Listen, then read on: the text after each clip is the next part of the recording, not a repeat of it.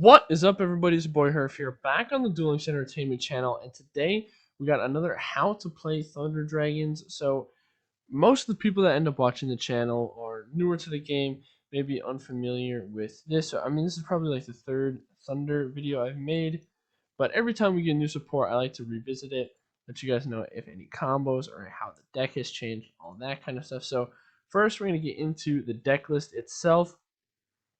So this is a pretty standard list. So the only things that you can maybe change is the Skullmeisters can be either Sphere Karibo, let me pull this up, Sphere Karibo, or DD Crow. Those are the two most common replacements for that. I really enjoy Skullmeister with level duplication because it allows you to go into either Dweller or Direwolf more often, as well as it's just a good going second negate for your opponent because like we don't have anything established yet. So if you don't have this, the nobles are just going to kind of do their whole combo, and it's going to be very difficult for you. So Skullmeister is just a really just generic good graveyard negate, also good versus Blue Eyes and all of that. So that's why I choose to main deck it. So I'm playing triple Legionnaire because the deck, it's good. And if you want to play 23 cards, you can play Melody. This is kind of a personal preference. I like just cutting Melody and playing as few cards as possible. However, some people like it to get into Legionnaire a little faster, but that's entirely up to preference. Now, you play Triple Hawk. Triple Hawk is absolutely mandatory if you want to play this competitively. For the latter, you could probably get away with 2, but 3 is very, very good. Basically, you can just discard this from your hand to special summon Thunder Dragon in your grave or banish pile. Then you have Thunder Dragon Dark, which I'm working on getting my Prisma playset for. I've been kind of slacking, but basically, when this is sent from the field to the graveyard or from the graveyard to the banished pile, you're able to search out another Thunder Dragon from your deck, as well as in your opponent's turn, you can discard this to add a card, or in either player's turn, you can discard this to add another Thunder Dragon Dark. But it's important to note for all of just like the regular Thunder Dragons here, you can only use their effect once per turn, or like both effect, like either of their effects once per turn. So you can only activate one effective Dark per turn, one effective Hawk per turn, one effective Roar per turn. So I'm just going to get through the Thunder Dragon. So Thunder Dragon Duo can special summon itself by banishing a light and a dark monster from your graveyard. And once per turn, if a monster effect is activated from the hand, so this includes your opponent. So if your opponent activates Sphere Karibo on a different monster, this card gets an attack boost, or I guess on this monster as well. This card gains 300 attack. When this card destroys an opponent's monster by battle, you can banish one card from your graveyard and add one Thunder monster from your deck to your hand. Once per turn during your opponent's end phase, you can target one of your banished cards and place it at the top or bottom of your deck. So this card allows you to recycle any card in your deck because you can just put literally any card, put it on the top or bottom. So you can recycle any extra deck monsters that you used. You can recycle hand traps, and Duo's last effect is absolutely broken. It's amazing. But moving on, Thunder Dragon Roar.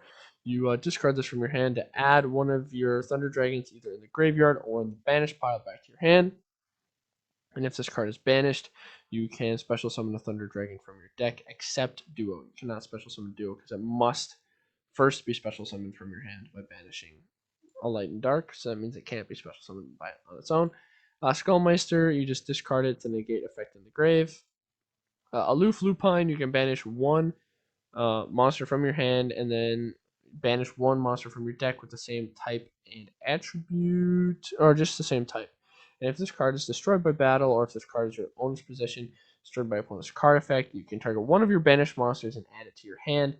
So the first effect is the most important, the one that you use most often. But when you're playing this deck or when you're playing against this deck, it's important to think about the second effect because it'll able to add any banished monster back to the hand. So that includes stuff like Legionnaire, Duo, Hawk, anything like that, which would be really important for them to get back. And then you play 2 charge, which allows you to search either Raiden or Lila. So the reason I'm playing Lila now, which is completely up to preference, by the way, but because I cut the Adrius in the extra deck, and it's nice to have a searchable out to Necro Valley. So you just play this card, get this out Necro Valley that easy, as well as you can combo it off using level duplication very easily. So it plus it just as well as if your opponent's playing a very back row heavy deck and you don't want to deal with it, this is a good search as well. Raiden is really good because it allows you to mill more cards more quickly, as well as it'll allow you to go into either Vermilion or Onimaru. And the reason we're going to talk about my opinions is because I definitely think Onimaru is a good thing, but some people have been cutting him to keep Adrius in the extra deck. However, I think Onimaru is really nice because he's unable to be destroyed by card effects, so that can be extremely helpful in some matchups, like especially versus Fire Kings. You just make this guy and your opponent cries. But moving on to the extra deck and their effects. So Vermilion Dragon Mech, once per turn you can banish one tuner from your hand, field, or graveyard, then target one card on the field and destroy it. And if this Synchro Summon card is destroyed by battle or by card effect and sent to the graveyard, or destroyed by card effect and sent to the graveyard, you can target one of your banished tuners and add it to your hands. This would be able to add back your Raiden. Assault Blackwing Onimaru the Thunder. Basically, it's just going to be a 3000 attack beat stick that can't be destroyed by card effect. It only gets its attack to go to 6000 if you use 2 Synchro monsters to summon it. So a lot of people, I've seen this on the ladder and in other places, but we'll just swing with it, thinking it'll go to 6k no matter what. But if you Synchro summon this, just normally it won't go to 6k. So Heliopolis, 2 level 8s. Once per turn, you can detach 1 Xyz material from this card and then tribute any number of monsters from your hand and or your side of the field, minimum 1. Then destroy equal amount of cards on the field.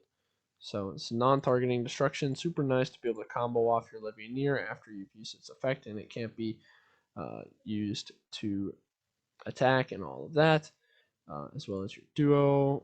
You can combo off as well, which is really nice.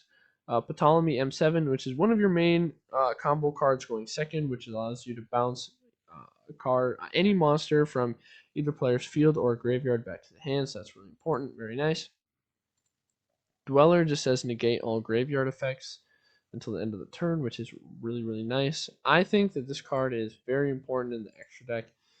You're not going to make it all the time, but you'll see in the one of the duels I had that this probably won me the game, so I'm keeping it.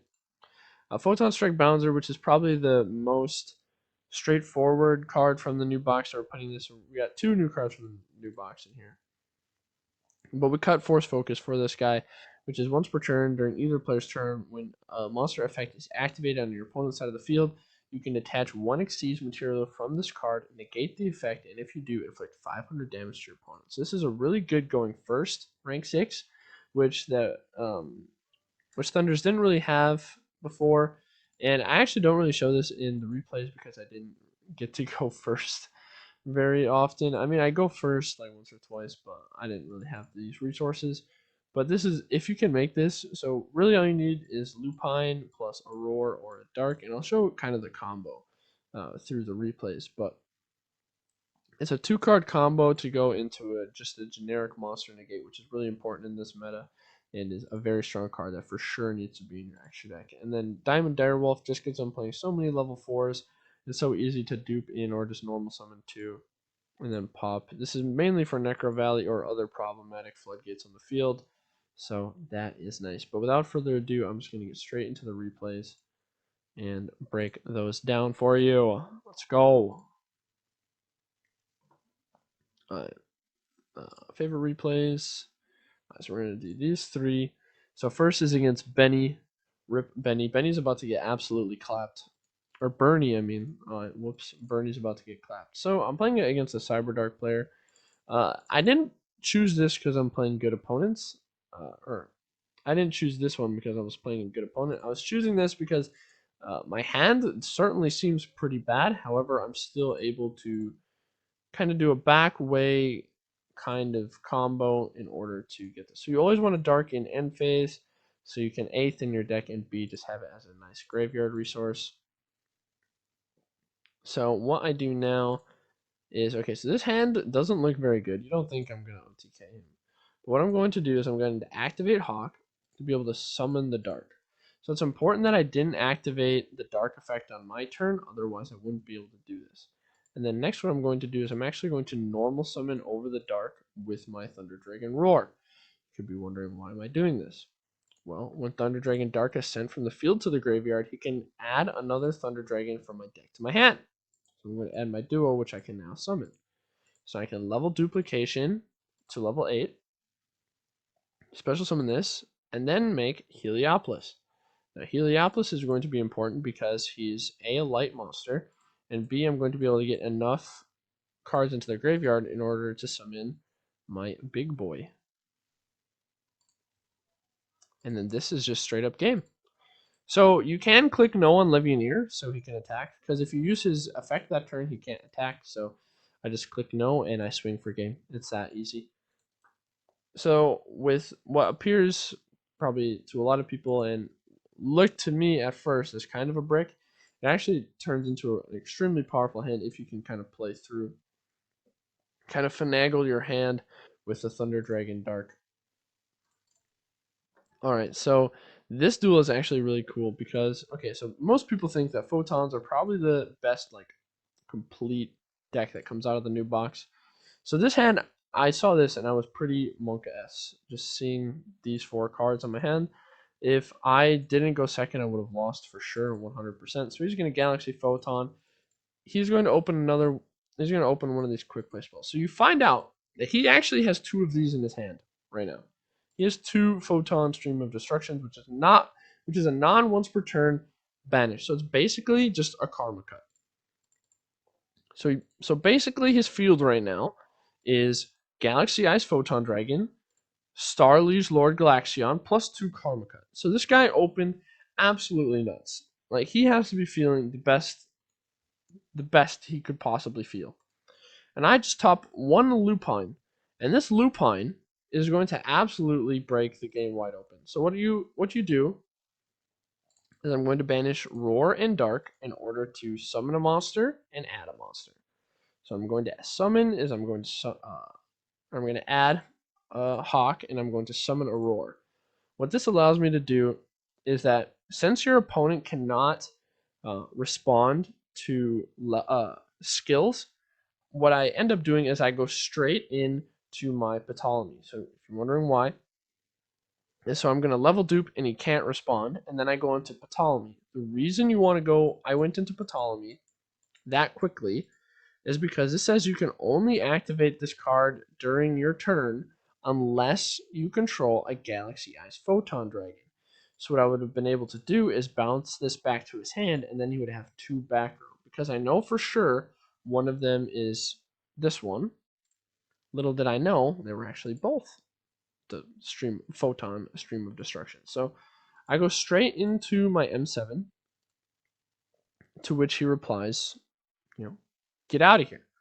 So that's fine. I play through 1 backer there. So now I'm going to resummon my Roar from my banish pile that I banished with Lupine, and then I drop a Legionnaire. He chooses to Photon the Legionnaire. I'm not sure why, but he does. His pop is 2 monsters. We swing for 2,400, and now his board is completely broken. He has absolutely nothing left. He had 2 Karma Cuts essentially going first. That is insane. And I mean, we are not in a great spot like for follow up, but he has to top deck here. If he doesn't top a 1 card combo to turn everything around, I mean, obviously he doesn't, so we win.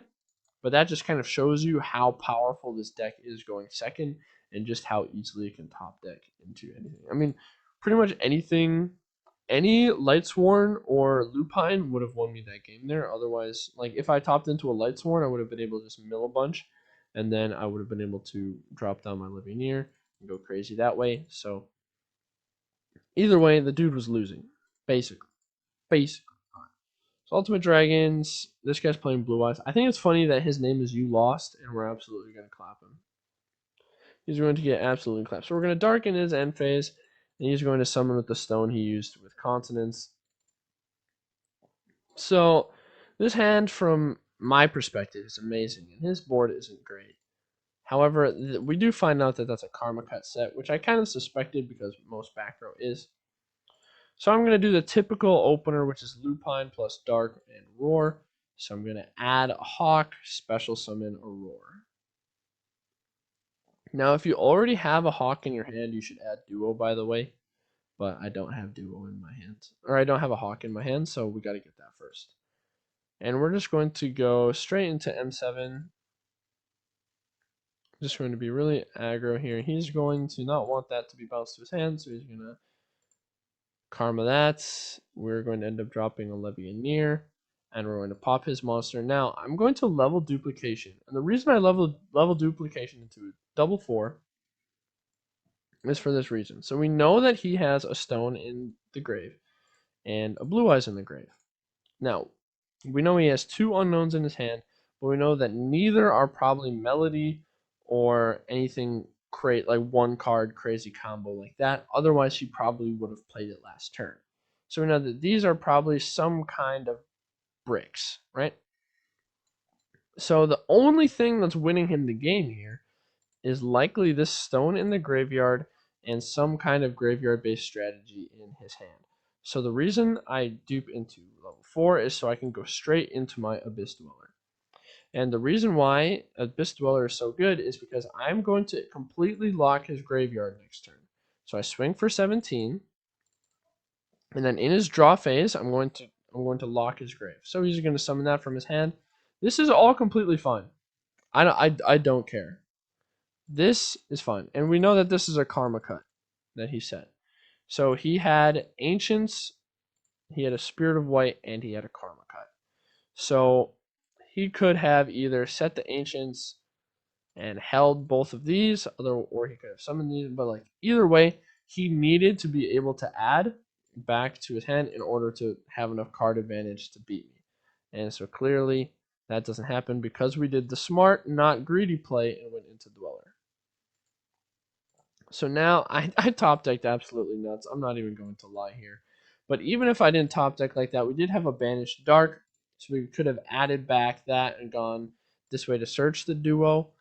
But we didn't even need to do that much. So we're just going to add back the Hawk because I can normal summon my Raiden, special summon the Dark, and the Dark is going to allow me to search another Hawk that was sent from the field to the graveyard. I'm going to pop the back row, which we find out is a karma.